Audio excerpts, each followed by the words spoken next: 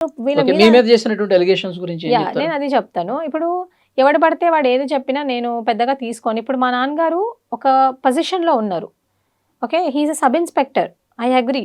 50-70 మంది నిరుద్యోగుల fake certificates చేసి వాళ్ళ కడుపు మీద కొట్టారు మీరు అనే అలిగేషన్ చేశాడు వీడు. అసలు అది నిజమా? 50 మంది కాదండి. కనీసం ఒక ఇద్దరు ముగ్గురైనా ప్రూవ్ చేయమనండి. అలిగేషన్ ఇలా చేసేస్తే సరిపోదు కదా! You have to bring the proof. Okay. ఇంతమందిని చేసే వరకు ఏదో పేపర్ చూపిస్తున్నాడు మీ తమ్ముడు ఫోటో పెట్టి డేట్ ఆఫ్ బర్త్ చేంజ్ చేసేసారని. ఒకటి చెప్తానండి. వాళ్ళు ఏదన్నా చూపియొచ్చు. నార్మల్‌గా మీకు చెప్తున్నాను. నిజంగా అది అలా ఉంటే అప్పుడు ఏం చేయాలి? దాన్ని తీసుకెళ్ళి కోర్ట్‌లోనో ఎక్కడో ప్రొడ్యూస్ చేసుకోవాలి. ఈరోజు మంగ్లీ గారి గురించి మాట్లాడినందుకే అది మాట్లాడడం కాదు. మంగ్లీ అనే పర్సన్ బాధితులను వచ్చి కలవాలి. ఆమె వల్లనే బాధితులు నష్టపోయినారు. ఈ బాధితులను కలిసే వరకు మా పోరాటం ఆగదు అని చెప్పినాం. ఒకవేళ కలవకపోతే మంగ్లీకి సపోర్ట్ చేసే వాళ్ళని మన గిరిజన జాతి నుంచి బాయ్కాట్ చేయండి అని అన్నాను నేను. ఇక్కడ ఈ ప్లాట్ఫామ్ నుంచి కూడా చెప్తున్నాను. మంగ్లీకి సపోర్ట్ చేసి మిగతా వాళ్ళను పట్టించుకొని వాళ్ళని బాయ్కాట్ చేయండి. మిగతా బాధితులను పట్టించుకోవాలని బాయ్కాట్ చేయండి. ఇది చెప్పినందుకు వాళ్ళు ఎలా ఇప్పుడు బయటకు వచ్చి మాట్లాడడమే గగనం అండి. ఆడపిల్లలు అంటే మంగ్లీ గురించి మాట్లాడొద్దా? ఎవరు మాట్లాడితే తప్పేముంది? ఆమె వ్యక్తిగతంగా ఏమన్నా విమర్శించామా? ఈరోజు ఈ మోతిలాల్ నాయక్ అనే పర్సన్ ఎవరికి సపోర్ట్ ఇస్తున్నాడో సపోర్ట్ చేస్తున్నాడు కదా. సపోర్ట్ చేస్తున్న వాళ్ళకి ఆల్రెడీ పెళ్ళైంది, విడాకులు అయిపోయినాయి అని చెప్పి మేము మాట్లాడితే ఎట్లాగుంటది? వాళ్ళ పేరు ఎక్కడన్నా తీసామా? మీడియా తీసిందా? మేము తీసామా? పర్సనల్గా అటాక్ చేసామా? లేదు కదా. అది చాలా తప్పు కదా. ఈరోజు ప్రత్యూషకు పెళ్ళయింది, రెండు పెళ్ళిళ్ళు అయ్యాయి, మూడు పెళ్ళిళ్ళు అయ్యాయి అంటే who are you to decide? Who are you? మరి ఇన్ని సంవత్సరాలు ఎక్కడ పోయావు బాబు నువ్వు? మరి అప్పుడెందుకు బయట పెట్టలేదు? మా నాన్న ఇంతమందికి చేశాడు, నిజంగా మా నాన్న అది చేశాడా లేదా? వాడది ప్రూఫ్ చేయకపోతే మాత్రం నేను చెప్తున్నాను కదా. ఇప్పటి వరకు ప్రత్యూష మంగ్లీ గురించి మాట్లాడలేదు, మంగ్లీని టార్గెట్ చేయలేదు కాబట్టి ఇప్పుడు మేము టార్గెట్ చేస్తున్నాం. నేను ఒకటండి, ప్రత్యూష మంగ్లీ గురించి ఎప్పుడు మాట్లాడలేదు. Pratyusha Mangli zero in my opinion. నేను ఒకటే చెప్పాను, ఏమన్నాను? మంగ్లీ అనే పర్సన్, మంగ్లీని నమ్మి, మంగ్లీ అనే పర్సన్ పేరును నమ్మి, ఓన్లీ అదొక పేరుని నమ్మి ఇంతమంది గిరిజనులు ఇన్వెస్ట్మెంట్ చేశారు. వాళ్ళ డబ్బులు వాళ్ళకి వెనక్కి ఇప్పించండి అని వాళ్ళ తరపున నిలబడ్డం తప్ప ఆమె ఒకటే గిరిజన బిడ్డనా? ఒక గిరిజన బిడ్డకేమో న్యాయం చేస్తావు, ఇంకో గిరిజన బిడ్డనేమో నువ్వు తిడతావా? అంటే ఆమె సెలబ్రిటీ, మేము కాదా? మైక్ పట్టుకొని పాడితే సెలబ్రిటీయా అండి? నాకు అర్థం కాదు. మేము గ్రౌండ్లో కొట్లాడుతున్నాం. మీకు తెలుసండి, మీరు ఈరోజు యూట్యూబ్లో ఓపెన్ చేసి చూసుకోండి, పోలీసులు లాక్కొని పోతుంటారు మమ్మల్ని నిరుద్యోగుల గురించి అడుగుతుండే. GO 29 అని, GO 46 అనేసి. ఇప్పుడు ఇదే సింగరేణి కాలనీ, అదే సింగరేణి కాలనీ అండి. వాడు ఉండే పక్కనే దిల్సుఖ్ నగర్. అందులో ఎంతో మంది SIPC, DSCకి ప్రిపేర్ అయ్యే వాళ్ళు మా గిరిజన బిడ్డలు, 80% గిరిజన బిడ్డలు. ఒక్క సేవాలాల్ మహారాజ్ జయంతి అప్పుడు వాళ్ళని పిలిచి నువ్వు భోజనం పెట్టినావా? పోనీ అక్కడ పక్కన జరిగే సేవాలాల్ మహారాజ్ జయంతికి పోయి నువ్వు ఏమైనా చేసినావా? ఎప్పుడు చేయరండి. ఇప్పుడు నా తండ్రి ఉన్నాడు, నా తండ్రి ఒక సబ్ ఇన్స్పెక్టర్, న్యాయంగా బతుకుతున్నాడు కాబట్టి ఇంకా లోన్ నా ఇంటి లోన్ కూడా పూడ్చలేదు. ఈరోజు నాకు ఏ కమ్యూనిటీ హెల్ప్ చేయదు. నా కమ్యూనిటీ నుంచి నాకు ₹1 రాదు. ఈరోజు బాధితుల పక్షాన్ని నిలబడ్డంటే నా తండ్రి కష్టార్జితం. ఈరోజు ఇష్టం వచ్చినట్టు వీడు అలిగేషన్ చేస్తున్నాడు. రేపు పొద్దున ఆయనకి ఏమన్నా అయితే వీడు చూసుకుంటాడా మమ్మల్ని? ఎవరు చూసుకోవాలి మమ్మల్ని? సమాజం చూసుకుంటుందా? బాధితులు చూసుకోవాలా? ఎంత సెన్సిటివ్ ఉంటుందండి మ్యాటర్, ఎంత సెన్సిటివ్ మ్యాటర్. 1992 బ్యాచ్ నుంచి ఈ రోజు వరకు మా నాన్న పనిచేస్తున్నాడు, మా డాడీ గవర్నమెంట్కి పనిచేస్తున్నాడు, వీళ్ళందరి కోసం పనిచేస్తున్నాడు. వీళ్ళేంటండి వీళ్ళ దగ్గర దోచుకొని తినే బ్యాచ్ వీళ్ళు. వీళ్ళ దగ్గర ఫార్చునర్లు ఎక్కడివి? వీళ్ళ దగ్గర ఇన్నోవాలు ఎక్కడివి? ఏం పని చేస్తున్నారు వీళ్ళు? ఎంతమందిని బ్లాక్మెయిల్ చేస్తున్నారు తెలియదా? ఎవడు పడితే వాడు బయటకు వచ్చి ఆడపిల్లల్ని నీకు పెళ్ళయిందంట, నువ్వు మొగుడిని వదిలేసినవంట అంటే మీకెందుకు? ఏదున్నా కోర్టు చూసుకుంటుంది, జ్యుడిషియరీ ఉంది, మీకెందుకు? మీకు ఎవడిచ్చాడు? ఒక ప్రెస్ మీట్ పెట్టి ఒక ఆడపిల్ల గురించి మాట్లాడుతుంటే నా బంజారా చాలా మంది బిడ్డలు నాయకులు అని చెప్పుకొని తిరుగుతున్నారు కదా. ఇప్పుడు వీళ్ళందరూ ఎక్కడికి వెళ్ళారు? బంజారా బిడ్డలే కదా వీళ్ళు. నేను బంజారా బిడ్డని కాదా? నా గురించి అంతమంది ముందు మాట్లాడితే వీళ్ళెందుకు మౌనం వహిస్తున్నారు? మంగ్లీ కన్నీళ్ళే కనిపిస్తున్నాయా? మంగ్లీదే కుటుంబమా? మంగ్లీది మాత్రం కుటుంబమా? ఈరోజు నా తండ్రి చేసినంత సర్వీస్ ఎవరు చేయలేదండి. నేను సీరియస్లీ చెప్తున్నాను. ఒక ఆడబిడ్డని ఇంత దూరం తీసుకొచ్చాడంటే ఆయన ఎంత సఫర్ అయి ఉంటాడు. ఒక ప్లాట్ఫామ్లో ఒక కుటుంబాన్ని నువ్వు బ్లేమ్ చేస్తున్నప్పుడు ఎవడో వచ్చి నీకు థర్డ్ పర్సన్ ఏదో చెప్తాడు. నీతో నిజంగా ఏదైనా ప్రూఫ్ ఉంటే అసలు హూ గేవ్ యూ రైట్? నా పర్సనల్ డీటెయిల్స్ ని బయటకు చూపించే రైట్ నీకు ఎవరిచ్చారు? How can you speak that? I never spoke about Mangli. మీ మీద కేసు అయిందని చెప్పి చాలా బాహాటంగా చెప్పారు కదా, FIR ఉంది. దీని వల్ల అసలు మీకు భవిష్యత్తులో ఉద్యోగం రాదని చెప్తున్నాడు ఆయన. మీకు నేను ఒక చెప్తానండి, చాలా మంది IAS ఆఫీసర్లకి వాళ్ళ మీద కేసులు లేవా? ఈరోజు మన ముఖ్యమంత్రి గారి మీద ఓటుకు నోటు కేసు ఉంది, ముఖ్యమంత్రి కాలేదు. ప్రైమ్ మినిస్టర్ గారి మీద కేసులు లేవా? మిగతా నాయకుల మీద కేసులు లేవా? ఏ కేసు ఉంది నా మీద? సరే, నా మీద కేసు ఉంది అనుకుందామండి, నీకెందుకు దాంతో? ఆయన చెప్పింది నిజమే అంటారా? నేను అడుగుతున్నా, ఇప్పుడు నా మీద కేసు ఉండొచ్చు, ఏమన్నా ఉండొచ్చు అండి, ఎవరి పర్సనల్స్ వాళ్ళకు ఉంటాయి. ఓకే, అది ఏదైనా అవ్వచ్చు. అసలు who are you to decide? అసలు who are you to ask in front of the media? నువ్వు నా పర్సనల్ ఆయన ఏం చెప్తున్నాడంటే మంగ్లీ ఎంతమందిని మోసం చేసింది, మంగ్లీ బయటికి రావాలి, ఇప్పటికైనా బయటకు వచ్చి బాధితులతో మాట్లాడాలి అని మీరు టార్గెట్ నేను చేస్తున్నారు. మోసం చేసింది అనలేదు. నేనేమన్నాను, మీరు వినండి, నా ముందు ఇంటర్వ్యూ కూడా వినండి. మంగ్లీ గారు పేరు నమ్మి ఇంతమంది బాధితులు మోసపోయారు, ఆ బాధితులకు నువ్వు హెల్ప్ చేస్తా అన్నావు, నువ్వు బయటకొచ్చి ఆ బాధితుల దగ్గర మీతో ఏం రిసిప్ట్లు ఉన్నాయి నాకు ఇవ్వండి, నేను చూసుకుంటానని అడగాలి గాని ఇలాంటి చిల్లరగాళ్ళని ముందు పెట్టి నువ్వు నా గురించి మాట్లాడిస్తావా? అసలు నువ్వు మనిషివేనా? నీకొక చెల్లుంది, నీకొక తమ్ముడున్నాడు, మీ చెల్లి మీ తమ్ముడే మనుషులా? మిగతా వాళ్ళు కాదా? ఆమెలాగా అనుకుంటున్నారా మమ్మల్ని? నాకు తెలియక అడుగుతాను, ఎంత తప్పండి అది, మీరు ఆలోచించండి. ప్రత్యూష రాథోడ్ ఒక బంజారా లీడర్ ని, ఆయన బంజారా కమ్యూనిటీ కోసం పోరాటం చేసినటువంటి వ్యక్తి, ఎవడది? గొప్ప లీడరు, అలాంటి వ్యక్తిని కూడా బ్లాక్ మెయిల్ చేసి డబ్బులు గుంజేసింది అని మాట్లాడాడు. ఏమనిపించింది మీకు? నేను అదే చెప్తున్నా అండి, అలిగేషన్ చేయడం చాలా ఈజీ, అలిగేషన్ పెట్టడం చాలా ఈజీ. ఈ సమాజంలో నేను ఆడపిల్లలాగా పుట్టడమే అసలు నిన్న ఫస్ట్ టైం అనిపించింది నాకు. ఈ జాతి కోసం నేను పోరాడడం, ఈ బాధితుల కోసం పోరాడడమే నేను చేసిన చాలా పెద్ద తప్పు అని. ఎందుకంటే ఈరోజు మంగ్లీ పక్షాన నిలబడ్డ వాళ్ళు నా పక్షాన నిలబడలేదు. ఒక సంపత్ నాయక్, అశోక్ రాథోడ్ తప్పితే మిగతా వాళ్ళు ఎవరు నిలబడలేదు. ఎందుకు నిలబడలేదు? మంగ్లీ వాళ్ళకు చిల్లర ఒక సంపత్ నాయక్, అశోక్ రాథోడ్, సంజీవ్ నాయక్ తప్పితే నాకెవ్వరు ఫోన్ చేయలేదు. నా తండ్రి తప్పితే నాకెవరు ఫోన్ చేయలేదు. నేను ఇదే మాట చెప్పుకొని బాధపడుతున్నా. నువ్వు ఎందుకు బాధపడుతున్నావు? నువ్వు బాధపడాల్సిన అవసరం లేదు. ఈ రోజు నిరూపించమను. 70 మంది కాదండి, ఒక 2 నిరూపించు, నువ్వు 3 నిరూపించు. ఎవరు కడుపు కొట్టాడు మా నాన్న నిరూపించు. ఈరోజు ఇది నీ భవిష్యత్తు, నీ జీవితం, నువ్వు వెళ్ళి పోరాడుకో. ఇప్పుడు దిస్ ఇస్ యువర్ రైట్. నువ్వు వెళ్ళి పోరాడని మా నాన్న నన్ను పంపించాడు.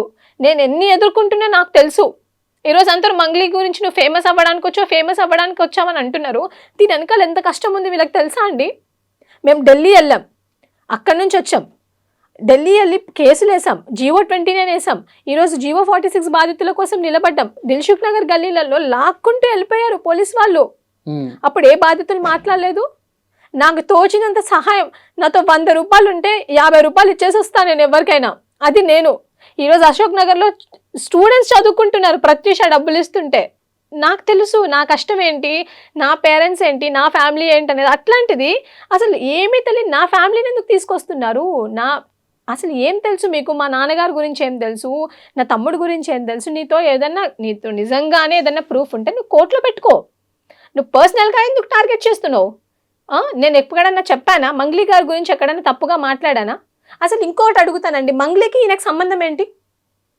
ఎందుకు అంత రెచ్చిపోతున్నాడు? మంగ్లీని ప్రశ్నిస్తే ఈయనకెందుకు అంత ఊపొచ్చేస్తుంది? ఎందుకు ఇంత బట్టలు చింపుకొని అరుస్తున్నాడు? మన బంజారా అమ్మాయి సెలబ్రిటీగా ఉన్నాడు, నేను బంజారా కదా, నేను బంజారా కదా, మరి నన్ను కాపాడుకోవాల్సిన బాధ్యత మన బంజారా కమ్యూనిటీకి లేదా? అంటే మాలాంటి అమ్మాయిలు చచ్చిపోయినా పర్లేదా, ఏమైపోయినా పర్లేదా మాలాంటి అమ్మాయిలు? మీరు చెప్పండి. ఎట్లా పడితే అట్లా అలిగేషన్స్ వేస్తున్నారు. నిన్న ఇదే మనస్తాపానికి గురయ్యి నేను ఏదైనా వేసుకొని ఏదైనా తినేసి చచ్చిపోయి ఉంటే మరి వీళ్ళు సమాధానం చెప్పేవాళ్ళ నా కుటుంబానికి?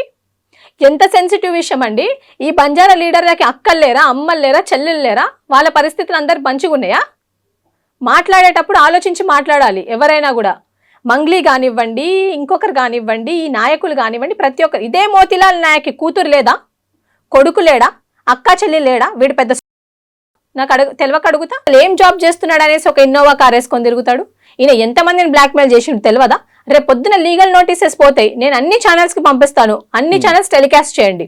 I'm not going to spare this, I will drag them behind the bars. ఎందుకంటే ఈరోజు నా విషయంలో జరిగింది.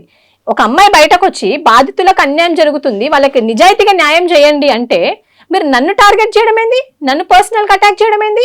నాకు ఉద్యోగం రాదు, నువ్వు నిరుద్యోగివా అని అడుగుతున్నారు. ఈరోజు నా గ్రూప్ 1 హాల్ టికెట్ నేను బయట పెట్టమంటారా? ఈరోజు నేను నా ఓటీఆర్ రిజిస్టర్ అయింది, మీరు చెక్ చేయండి, నేను మీకు చెప్తాను నా ఓటీఆర్ రిజిస్ట్రేషన్ ఐడి. నువ్వు గ్రూప్ 1 రాయలేదు అంటే మరి ఎందుకున్నామండి ఇక్కడ? నాకు అర్థం కాదు. నువ్వేం రాయలేదు, నీకు జాబే రాదంటే జాబ్ ఎందుకు రాదు జాబ్? నేను ఏమన్నా క్రిమినల్ కేసు ఉందా నా మీద? ఎవరినైనా చంపానా? ఎవరినైనా మోసం చేసినా? ఎవరితోటైనా డబ్బులు తీసుకున్నానా? ఆయన బలంగా చెప్తున్నాడు మీ మీద కేసు ఉంది, మీకు జీవితంలో ఉద్యోగం చాలా రాదు. కేసులు ఉంటాయి. నేను ఒకటి చెప్తానండి, how can you say that? అసలు who are you to say? What right do you have? Okay, whatever it is, judicial enquiry అనేది జరుగుతుంది, జుడిషియరీ అనేది ఉంది. ఏం కేసు ఉంది? నేను అదే అడుగుతున్నా. కేసు ఉంది అని నువ్వు అంటున్నావు, అది ఏ కేసు అయినా కానీ నీకెందుకు కేసు గురించి? నువ్వు ఎవరి గురించి మాట్లాడాలా? నువ్వు మంగ్లీ గారి గురించి మాట్లాడుతున్నావు, ఆమె గురించి ఒర్లుకోవాలి, వెళ్ళిపోవాలా ప్రెస్ మీట్ పెట్టి. నువ్వు ఆమె గురించి మాట్లాడకుండా ఒక అమ్మాయిని పట్టుకొని, అందులో గిరిజన అమ్మాయిని పట్టుకొని, అసలు నువ్వెవడు నన్ను అనడానికి? నా కుటుంబాన్ని అనడానికి నీకు ఎంత rights? What proofs do you have?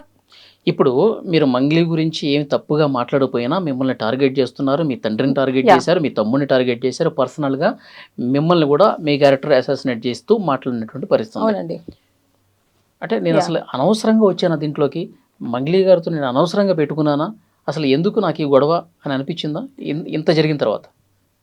అనిపించిందా అంటే, మంగ్లీ గారితో అనవసరంగా పెట్టుకున్నామా అని అనిపించలేదండి నాకు. అంటే నేను కూడా గిరిజన బిడ్డనే కదా, ఇప్పుడు నాది కూడా ఫ్యామిలీయే, నేను కష్టపడే పైకి వచ్చినాను. అంటే ఇన్ని మాటలు పడాలా అన్న బాధ ఏమైనా అనిపించిందా? అంటే నేను మాటలేం కొత్త కాదండి. నేను when I came into the social life, I was targeted by many, even I was targeted by the students too. I was targeted by the చాలా మంది పొలిటికల్ పార్టీస్ అని చెప్పి అలా ముద్ర వేయడం, ఇలా చాలా నేను చూసినా. కానీ ఇలా ఒక ప్రెస్ మీట్ పెట్టి, అంటే I have gone through enough in my life అండి. నాకు తెలుసు నా కష్టం ఏంటి, నా బాధ ఏంటి నాకు తెలుసు. కానీ నా పేరెంట్స్ని ఎందుకు అంటున్నారు అని, అది నా బాధ.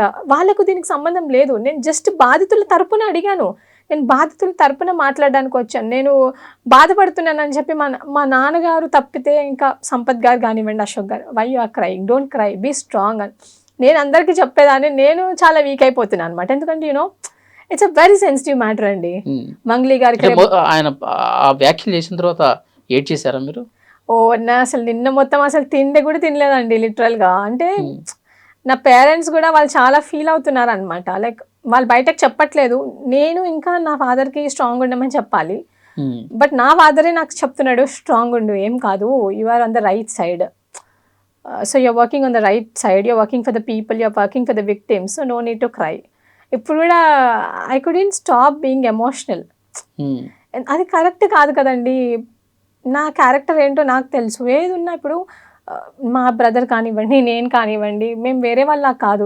చెప్పాలంటే మా డాడీ వర్క్ చేస్తేనే మాకు 3 పూటలు అన్నం దొరుకుతుంది అనమాట. అట్లాంటిది మీరు ఇంత అలిగేషన్ వేస్తే రేపు పొద్దున నాకు ఏమన్నా అయితే ఈ గిరిజన ఈ బంజారా బిడ్డలు నన్ను చూసుకుంటారా? నాకు అది చాలా బాధ అనిపిస్తుంది. You know his heart is very sensitive అండి. Now he may be in his 60s. How it would be, మీరు చెప్పండి. ఇప్పుడు ఆయనకు 4 years సర్వీస్ ఉంది అంతే.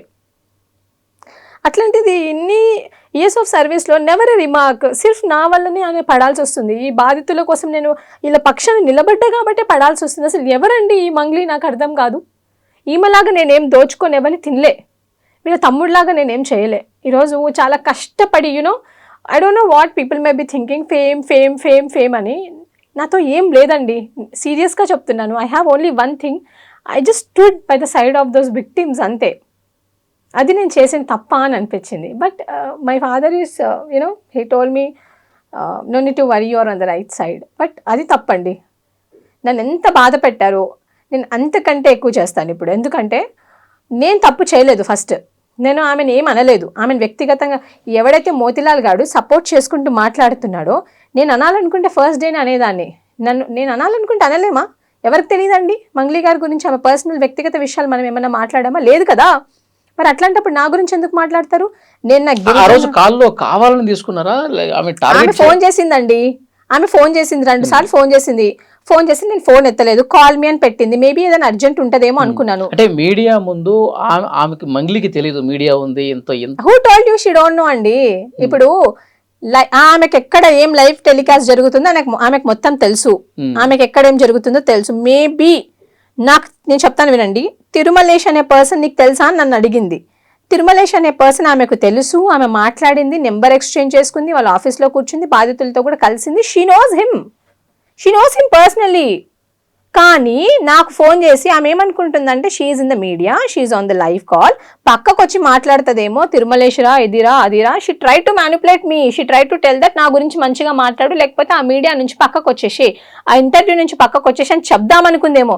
బేసికల్గా ఆమె నాకు ఎప్పుడు కూడా డే అవర్స్ లో ఫోన్ చెయ్యదు. ఆమె డే అవర్స్ లో నాకైతే ఫోన్ చేయదు. ఆమె ఎప్పుడైనా ఫోన్ చేసినా కూడా నైట్ అవర్స్ లో ఫోన్ చేస్తుంది. ఆమె కుదిరినప్పుడే ఫోన్ చేస్తుంది. చేసింది కూడా ఇప్పటికి 3 సార్లు. అంతే. అప్పుడు కూడా నేను నైట్ అవర్స్ లోనే మాట్లాడిన ఆమెతోటి. ఆమె నాకే కాదు ప్రతి ఒక్కరికి ఫోన్ చేసి నేను మంచిదాన్ని అని మీరు చెప్పండి అని ప్రతి ఒక్కరిని అడుగుతుంది. నన్నే కాదు, చాలా మంది ఆమె అడిగింది. మేబీ నాకు తెలియదు మరి ఆమె ఏం ఆఫర్ చేసిందో, ఐ డోంట్ నో. బట్ నన్ను కూడా ఆమె అడగడానికి ట్రై చేసింది దాట్ డే ఆల్సో. అందుకే ఫోన్ చేసి అరే ఫోన్ చేసి ఎత్తి నంబర్డే, అరే నీకు తిరుమలేష్ అనే పర్సన్ తెలుసా అని అడిగింది. నాకు తెలియదక్క అంటే ఏంద్రా అన్నిటికీ తెలియదు అని అంటున్నావు అన్నది. ఆ రోజు చూసింది మీరు వేరు, ఈ రోజు చూసింది మీరు వేరు అంటే ఏం విన్నావు నువ్వు నా గురించి అన్నది. The tone suddenly changed. అప్పుడే పక్కన ఫోన్ సంపత్ గారు చేసింది కూడా తప్పు కాదండి. సంపత్ గారు మాట్లాడారు, ఏం అడిగారు, మంగ్లీ నేను సంపత్ భియా, నేను సంపత్ అన్నా అని అన్నాడు. నువ్వు టక్కున ఫోన్ ఎందుకు పెట్టేశావు? నువ్వు మాట్లాడాల్సింది కదా. నువ్వు కరెక్ట్ ఉన్నప్పుడు నువ్వు మాట్లాడాలి కదా. నమ్మక ద్రోహం అంటే ఏంటండి? నమ్మక ద్రోహం నాకు తెలియక అడుగుతా. ఇంతమంది బాధితుల పక్షాన ఉంటే అది నమ్మక ద్రోహమా? నమ్మక ద్రోహం ఏందండి? నాకు మంగ్లీ గారు ఏమైనా చుట్టమా? ఆమె నాకేమైనా ఫ్రెండ్షిప్పా, ఫ్రెండా? ఆమె నాకేమవుతారని? నా గిరిజన బిడ్డల్లో ఆమె ఒక బంజారా బిడ్డ.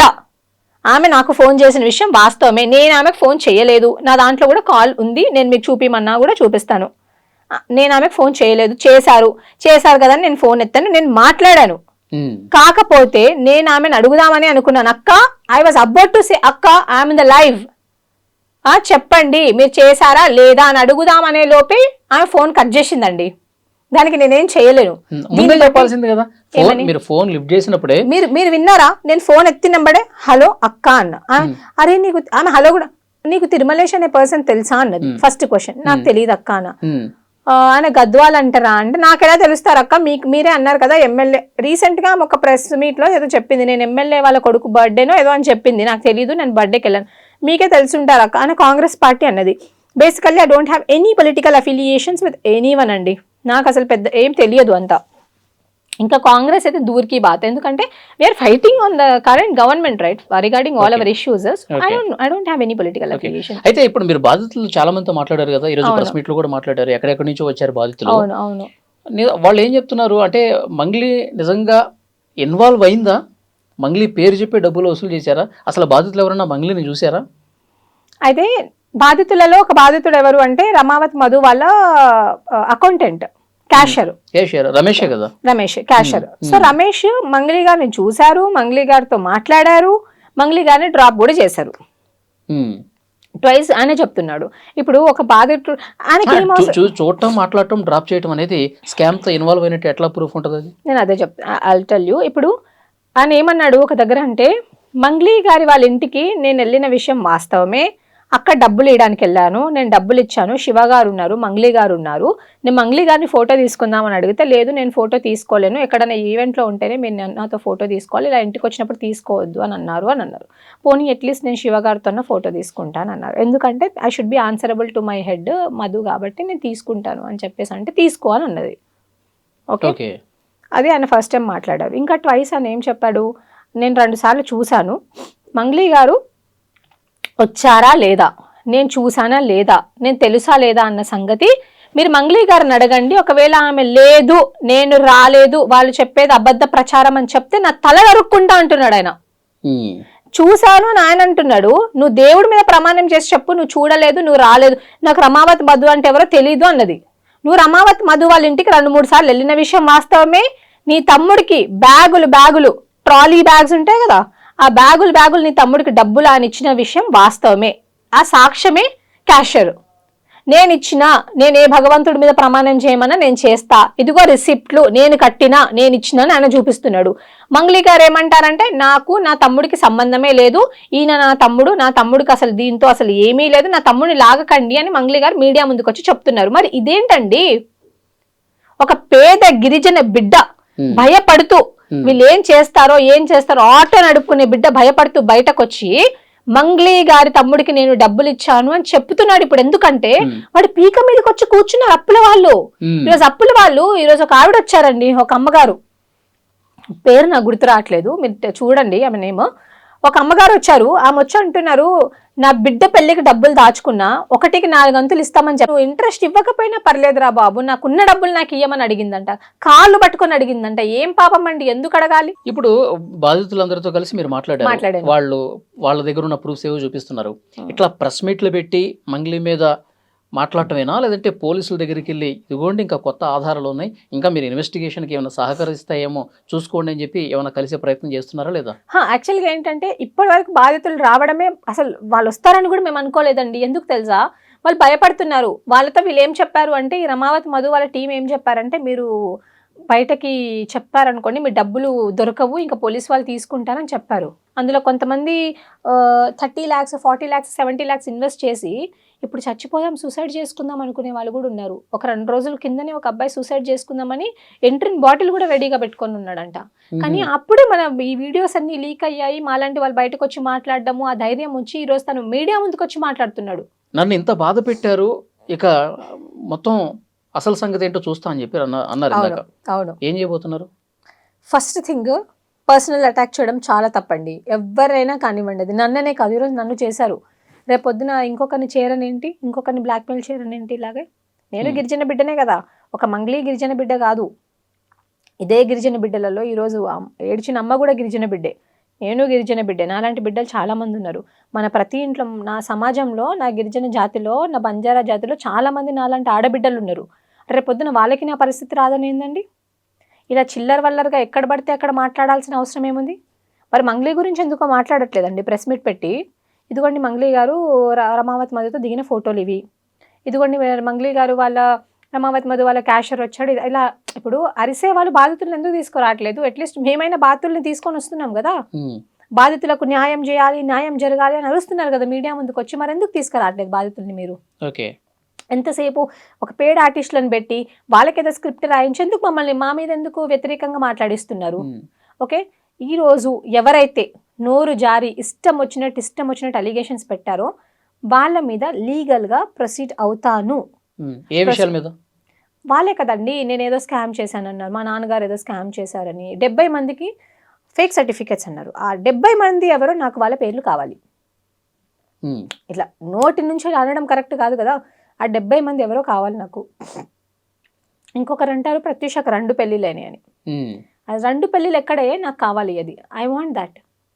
అసాసినేటింగ్ a character is not good. No one will accept this. I want accept this. ఎందుకంటే it's my personal problem. Who are you to discuss on a public platform? He don't have any right. ఎవరికీ లేదు ఆ right. Even నాకు కూడా లేదు. ఇంకొకరి మీద మనం ఇలాంటి అలిగేషన్స్ వేసే రైట్ నాకు కూడా లేదు. నేను మంగ్లీ గారి ఫ్యామిలీని తీసుకురాలేదు. నేను ఏమంటున్నా, మీ బ్రదర్ శివ చౌహాన్ అనే పర్సన్ ఇందులో డైరెక్ట్లీ ఇండైరెక్ట్లీ ఇందులో ఇన్వాల్వ్ అయి ఉన్నాడని చెప్పేసి బాధితులు చెప్తున్నారు, నేను చెప్పట్లేదు. అలాంటిది మీ బ్రదర్ ఎందుకు అబ్స్కాండ్ అయ్యాడు? ఇంతవరకు ఎందుకు పోలీస్ వాళ్ళు పట్టుకోలేదు? ఇప్పుడే బాధితులు వస్తున్నారండి, వాళ్ళు ధైర్యం చేసుకొని వస్తున్నారు. ఎందుకంటే నేను మొన్న ప్రెస్ క్లబ్లో మాట్లాడిన తర్వాత ఎవడో ఫోన్ చేశాడు నాకు. ఫోన్ చేసి నోరుంది కదా అని ఎలా పడితే అలా మాట్లాడితే బాగోదు అని అన్నాడు. నీకు దమ్ముందా నాతో డిబేట్కి వస్తావా అని అంటాడు.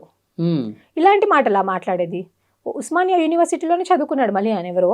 ఇలాంటి మాటలు మాట్లాడతారా? నువ్వు గిరిజనకులు ఏం చేసినావు? 10% రిజర్వేషన్ అప్పుడు నువ్వు ఎక్కడ పోయినావు అని అడిగిండు. నేను అడుగుతున్నా ఈరోజు, 10% రిజర్వేషన్ అని ఎగిరిపడే మీరు 10% రిజర్వేషన్ ఎవరికి అమలు అవుతుంది? ఈరోజు గిరిజన బిడ్డలు దాంతో నిజంగా బెనిఫిట్ అవుతున్నారా? ఎంతమంది బెనిఫిట్ అయ్యారు వాళ్ళ వల్ల? ఒక్క జీఓఎంఎస్ తీసుకొచ్చి బిడ్డలకు అసలు ఎగ్జామ్ పెట్టకుండా చేసారు కదా, అప్పుడు ఎక్కడ పోయారు మీరు? మస్తు మంది టీ కొట్లు పెట్టుకొని బతుకుతున్నారండి దిల్సుఖ్ నగర్ ఏరియాలో, అప్పుడు ఎక్కడ పోయారు మీరు? ఈరోజు మంగ్లీయే బంజారా కమ్యూనిటీని బయటకు తీసుకొచ్చింది అని వీళ్ళు అంటున్నారు కదా. ఇంకో ఎగ్జాంపుల్ చెప్తాండి. సేవలాల్ సేన అధ్యక్షుడు ఉంటారు మన సంజీవ్ నాయక్ అని చెప్పేసి, ఆయన సేవలాల్ పటాలు పట్టుకొని ఊరంతా తిరుగుతున్నప్పుడు ఈయన బిడ్లాడన్ అని అడిగిరు. మరి సేవలాల్ మహారాజ్ జయంతిని ఆయన చెప్పిండు కదా. ఇప్పుడు సేవలాల్ అని ఒక మహారాజు ఉన్నాడని పరిచయం చేసిండు. మరి ఆయన గొప్పనా లేకపోతే ఇప్పుడు మంగ్లీ గారు గొప్పనా? ఇప్పుడు సంపత్ నాయక్ అనే వ్యక్తి ఉన్నాడండి, సంపత్ నాయక్. ఆయన మస్తు చేసిండు మా కమ్యూనిటీ గురించి. ఏం చేసిండు అని అడుగుతున్నారు. రీసెంట్ ఎగ్జాంపుల్ చెప్తా. మొన్న ఒక అబ్బాయి చనిపోయిండండి ఉస్మానియా మెడికల్ కాలేజ్లో, ర్యాగింగ్ వల్ల చనిపోయిండు. చాలా మంది గిరిజన నాయకులు దాన్ని పట్టించుకోలే. కానీ సంపత్ నాయక్ గారు ఈరోజు జడ్చర్లా పోయి వాళ్ళకి నష్టపరిహారం ఇప్పించారు అక్కడ ఉన్న ఎమ్మెల్యే దగ్గర. వీళ్ళు ఏం చేసిరండి మాట్లాడేవాళ్ళు? అశోక్ రాథోడ్ ఏం చేసిండు అంటారు. ఎక్కడే కష్టం వచ్చినా ఎస్సీ ఎస్టీ కమిషన్ ఉంటుంది కదా, అందులో పోయి వేసేది కేసు ఆయననే, దాన్ని ఫాలో అప్ చేసేది కూడా ఆయననే. మొన్న విజయ్ దేవరకొండ గారు ఒక అలిగేషన్ వేసిరు, ఎవరు దాన్ని ఫాలో అప్ చేసింది? వాళ్ళేం చేసిరు, నువ్వెందుకు జీవన్ లాల్ లావడియా గురించి మాట్లాడతావు అని అంటున్నారు. ఇదే జీవన్ లాల్ లావడియా గారు ఈ ఎస్టీ జీవో 29 వల్ల బాధితులు ఉంటే వాళ్ళకి పోయి ఢిల్లీలో కూర్చుంటే, నాలాంటి బాధితులు ఢిల్లీలో కూర్చొని కనీసం ఒక్కరోజు మీకు తెలుసండి, ఒక్కరు ఢిల్లీలో బతకాలంటే కనీసం దీన్ని 600 to 800 rupees just food cost. 3 పూటలు ఎంత, 1 పూట 2 అంటే ఒక్క పూట తినాలంటే 200 రూపీస్, అట్లా 600 రూపీస్ ఫుడ్ కాస్ట్. అక్కడ ఉండడానికి ఎంత అవుతుంది ఇంకా వాళ్ళకి? అట్లా జీవో 29 బాధితులు పోయినప్పుడు డబ్బులు లేకపోతే ఇదే జీవన్ లాల్ గారు ఏం చేసిండు అంటున్నారు కదా, ఈయననే